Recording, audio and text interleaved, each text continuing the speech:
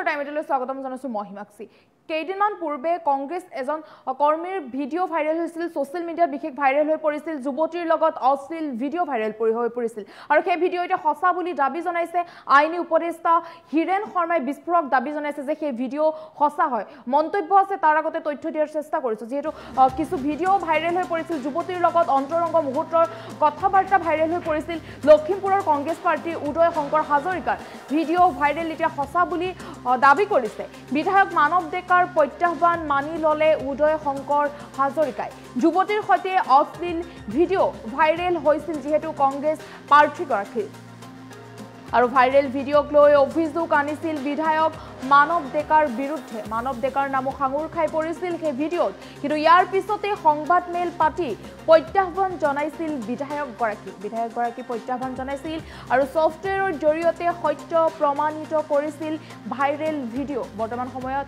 সেই viral video' সঁচা বুলি প্ৰমাণিত হৈছে ৪৮ ঘণ্টাৰ সময় বান্ধি দি ভিডিঅ' অসত্য প্ৰমাণ কৰিবলৈ দিছিল চেলেঞ্জ কিন্তু সময় উকলি যোৱাৰ পিছতে উদয় শংকৰ হাজৰিকাৰ আইনী উপদেষ্টাৰ বিস্ফোৰক স্বীকাৰোক্তি আৰু ভাইৰেল ভিডিঅ' সত্য বুলি মানি ল'ব লৈছে বুলি তেওঁ মন্তব্য কৰিছে জনাইছো আৰু ইয়াৰ পিছতে কংগ্ৰেছ ত্যাগ কৰে আইনী উপদেষ্টা হৰেণ শৰ্মাই লখিমপুৰৰ কংগ্ৰেছ প্ৰাৰ্থী উদয় শংকৰ হাজৰিকাৰ ভাইৰেল ভিডিঅ' সত্য বুলি দাবী কৰিছে বিস্ফোৰক স্বীকাৰোক্তি আইনী উপদেষ্টা হিৰেন শৰ্মাই বিস্ফোৰক দাবী কৰিছে যে কংগ্ৰেছ প্ৰাৰ্থীগৰাকী যেহেতু মাত্ৰ কেইদিনমান পূৰ্বে বিশেষ ভিডিঅ' ভাইৰেল হৈ পৰিছিল যুৱতীৰ লগত অশ্লীল মুহূৰ্ত বাৰ্তালাপ কৰাৰ সেই ভিডিঅ'সমূহ ভাইৰেল হৈ পৰিছিল বিভিন্ন সময় দেখিবলৈ পোৱা গৈছে ছ'চিয়েল মিডিয়াত বিশেষ খলকনিৰ সৃষ্টি কৰিছিল সেই ভাইৰেল ভিডিঅ' বিভিন্নজনৰ মোবাইলে যিহেতু বিয়পি পৰিছিল সেই ভিডিঅ'সমূহ যুৱতীৰ লগত কিছু কথা পতা বা বাৰ্তালাপ কৰাৰ সেই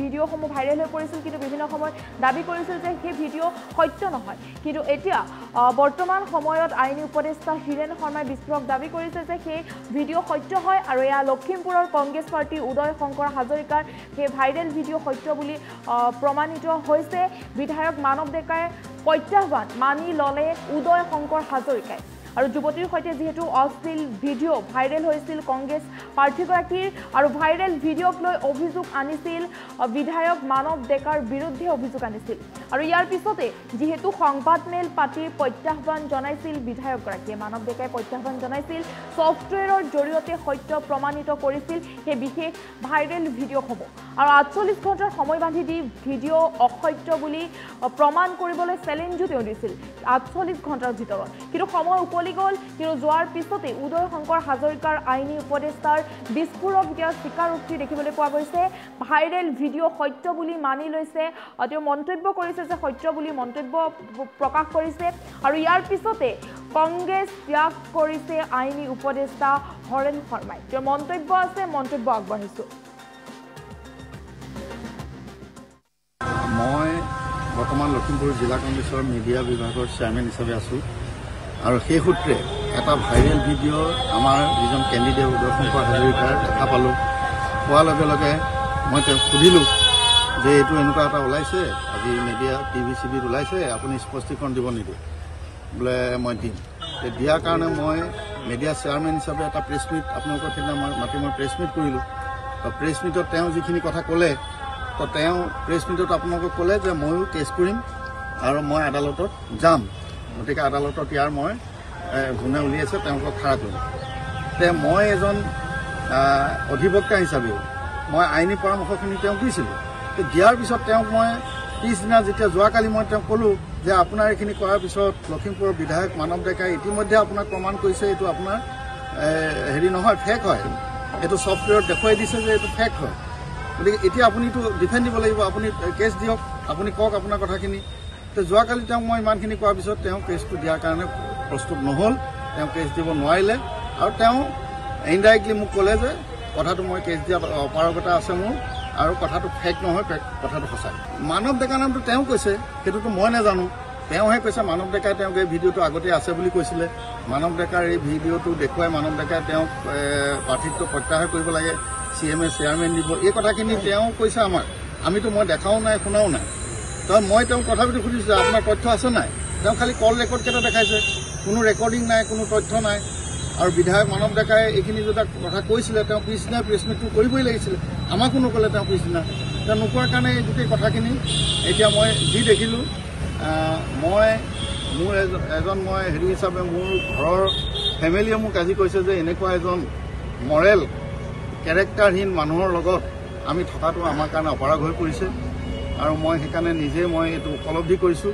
গতিকে উপলব্ধি কৰি মই আজি মই কংগ্ৰেছ দলৰ যি মোৰ চেয়াৰমেন আছিলে, মই ৰাজহুৱাভাৱে আপোনালোকৰ ইয়াৰ পৰাই মই পদত্যাগ কৰিছোঁ। মই কাগজ ফৰ্মেলি মই আজি দি দিম। আৰু মই এনেকুৱা এজন মৰেল কেৰেক্টাৰহীন মানুহক কেণ্ডিডেট দিয়াৰ কাৰণে মই আৰু তেওঁৰ লগত থাকিব নোৱাৰোঁ। যিহেতু মই গম পালোঁ তেওঁ এই ভিডিঅ'টো ফেক নহয়, এই ভিডিঅ'টো সঁচা। তেওঁ ভিডিঅ'টো সঁচা বুলি নিজে কৈছে নে আপোনাক?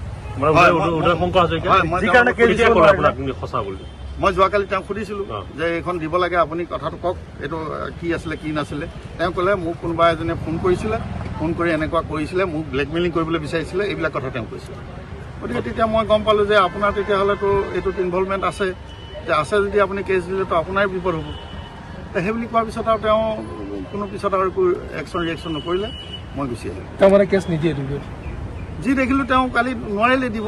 মই FIR লিখি মেলি ৰেডি কৰি দিলোঁ, কাৰণ মই এজন কংগ্ৰেছ কৰ্মী হিচাপে নহয়, কাৰণ মই এজন অধিবক্তা। গতিকে আইনী দিশটো মই চাই তেওঁক কৈছিলোঁ। যেতিয়া মই গম পালোঁ যে কথাটোত ফেকটো নহয়, এইটো ফেক কিবা আছে, গতিকে যেতিয়া ফেক ভিডিঅ' নহয়, তেওঁ সাহস কৰিব নোৱাৰা হ'ল। গতিকে নোৱাৰা হোৱাৰ কাৰণে মই উপলব্ধি কৰিলোঁ যে এনেকুৱা এটা কথাত আৰু মই ইনভলভমেণ্ট নহওঁ। গতিকে মই সেইকাৰণে ইয়াৰ পৰা সম্পূৰ্ণ আঁতৰি মই গুচি গৈছোঁ। মই বৰ্তমান লখিমপুৰ জিলা কংগ্ৰেছৰ মিডিয়া বিভাগৰ চেয়াৰমেন হিচাপে আছোঁ। আৰু সেই সূত্ৰে এটা ভাইৰেল ভিডিঅ' আমাৰ যিজন কেণ্ডিডেট উদয় শংকৰ হাজৰিকাৰ দেখা পালোঁ। পোৱাৰ লগে লগে মই তেওঁক সুধিলোঁ যে এইটো এনেকুৱা এটা ওলাইছে, আজি মিডিয়া TV ওলাইছে, আপুনি স্পষ্টীকৰণ দিব নেকি? বোলে মই দিম। দিয়াৰ কাৰণে মই মিডিয়া চেয়াৰমেন হিচাপে এটা প্ৰেছ মিট আপোনালোকৰ সেইদিনা মাতি মই প্ৰেছ মিট কৰিলোঁ। তো প্ৰেছ মিটত তেওঁ যিখিনি কথা ক'লে, তো তেওঁ প্ৰেছ মিটত আপোনালোকক ক'লে যে ময়ো কেছ কৰিম আৰু মই আদালতত যাম। গতিকে আদালতত ইয়াৰ মই যোনে উলিয়াইছে তেওঁলোকক খাৰা কৰিম। মই এজন অধিবক্তা হিচাপেও মই আইনী পৰামৰ্শখিনি তেওঁক দিছিলোঁ। দিয়াৰ পিছত তেওঁক মই পিছদিনা যেতিয়া যোৱাকালি মই তেওঁক ক'লোঁ যে আপোনাৰ এইখিনি কৰাৰ পিছত লখিমপুৰৰ বিধায়ক মানৱ ডেকাই ইতিমধ্যে আপোনাক প্ৰমাণ কৰিছে এইটো আপোনাৰ হেৰি নহয়, ফেক হয়, এইটো ছফ্টৱেৰত দেখুৱাই দিছে যে এইটো ফেক হয়। গতিকে এতিয়া আপুনিতো ডিফেণ্ড দিব লাগিব, আপুনি কেছ দিয়ক, আপুনি কওক আপোনাৰ কথাখিনি। তো যোৱাকালি তেওঁক মই ইমানখিনি কোৱাৰ পিছত তেওঁ কেছটো দিয়াৰ কাৰণে প্ৰস্তুত নহ'ল, তেওঁ কেছ দিব নোৱাৰিলে। আৰু তেওঁ ইনডাইৰেক্টলি মোক ক'লে যে কথাটো মই কেছ দিয়াত অপাৰগতা আছে মোৰ, আৰু কথাটো ফেক নহয়, কথাটো সঁচা। মানৱ ডেকা নামটো তেওঁ কৈছে, সেইটোতো মই নাজানো। তেওঁহে কৈছে, মানৱ ডেকাই তেওঁক এই ভিডিঅ'টো আগতে আছে বুলি কৈছিলে। মানৱ ডেকাৰ এই ভিডিঅ'টো দেখুৱাই মানৱ ডেকাই তেওঁক প্ৰাৰ্থিত্ব প্ৰত্যাহাৰ কৰিব লাগে, CMA চেয়াৰমেন দিব, এই কথাখিনি তেওঁ কৈছে আমাক। মই দেখাও নাই, শুনাও নাই। মই তেওঁক তথাপিতো সুধিছোঁ আপোনাৰ তথ্য আছে নাই? তেওঁ খালি কল ৰেকৰ্ডকেইটা দেখাইছে, কোনো ৰেকৰ্ডিং নাই, কোনো তথ্য নাই। আৰু বিধায়ক মানৱ ডেকাই এইখিনি যেতিয়া কথা কৈছিলে, তেওঁ পিছদিনা প্ৰেছ মিটটো কৰিবই লাগিছিলে, আমাকো নক'লে তেওঁ পিছদিনা। তেওঁ নোকোৱাৰ কাৰণে এই গোটেই কথাখিনি এতিয়া মই যি দেখিলোঁ, মোৰ মই হেৰি হিচাপে মোৰ ঘৰৰ ফেমিলিয়ে মোক আজি কৈছে যে এনেকুৱা এজন মৰেল কেৰেক্টাৰহীন মানুহৰ লগত আমি থকাটো আমাৰ কাৰণে অপৰাধ হৈ পৰিছে। আৰু মই সেইকাৰণে নিজে মই এইটো উপলব্ধি কৰিছোঁ। গতিকে উপলব্ধি কৰি মই আজি মই কংগ্ৰেছ দলৰ যি মোৰ চেয়াৰমেন আছিলে, মই ৰাজহুৱাভাৱে আপোনালোকৰ ইয়াৰ পৰাই মই পদত্যাগ কৰিছোঁ। মই কাগজ ফৰ্মেলি মই আজি দি দিম। আৰু মই এনেকুৱা এজন মৰেল কেৰেক্টাৰহীন মানুহক কেণ্ডিডেট দিয়াৰ কাৰণে মই আৰু তেওঁৰ লগত থাকিব নোৱাৰোঁ। যিহেতু মই গম পালোঁ তেওঁ এই ভিডিঅ'টো ফেক নহয়, এই ভিডিঅ'টো সঁচা। তেওঁ ভিডিঅ'টো সঁচা বুলি নিজে কৈছে নে আপোনাক?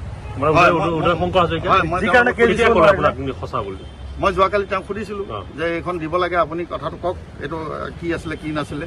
তেওঁ ক'লে মোক কোনোবা এজনে ফোন কৰিছিলে, ফোন কৰি এনেকুৱা কৰিছিলে, মোক ব্লেকমেইলিং কৰিবলৈ বিচাৰিছিলে, এইবিলাক কথা তেওঁ কৈছিলে। গতিকে তেতিয়া মই গম পালোঁ যে আপোনাৰ তেতিয়া